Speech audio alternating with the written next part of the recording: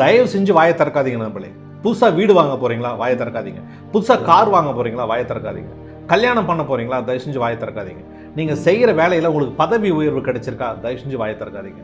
நீங்கள் செய்கின்ற தொழிலில் உங்களுக்கு நல்ல லாபம் கிடைச்சிருக்கா, தயவு செஞ்சு வாயை திறக்காதீங்க நண்பர்களே. ஒரு நல்ல கோர்ஸில் நீங்கள் ஜாயின் பண்ண போகிறீங்களா, தயவு செஞ்சு வாயை திறக்காதீங்க.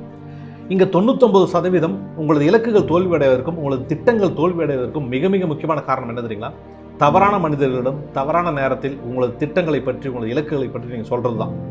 சமயத்தில் நீங்கள் வெற்றி அடைஞ்சிங்கன்னு சொல்லும் போது கூட உங்களுக்கு பாதமான நிகழ்வு தான் இந்த விஷயங்கள் ஏற்படுத்துது. ஏன் அப்படின்னா, நீங்கள் நண்பர்கள் அப்படின்னு நம்பி சொல்கிறவங்க கூட நீங்கள் நல்லா இருக்கணும்னு விரும்புவாங்க. ஆனால் அவர்களை விட நீங்கள் நல்லா இருக்கணும்னு விரும்ப மாட்டாங்க நண்பர்களே. சமயத்தில் சில சொந்தக்காரங்களே அப்படி தான் இருப்பாங்க.